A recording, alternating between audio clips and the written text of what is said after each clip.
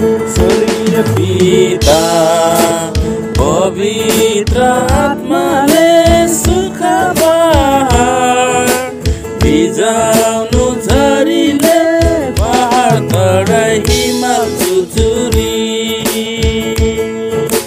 पहाड पर्वत उकाली ओराली दिनु झरी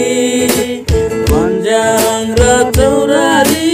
राख्नु भएको त्यो अन्तिम झरी स्वर्गीय पिता पवित्र आत्माले सुख पहाड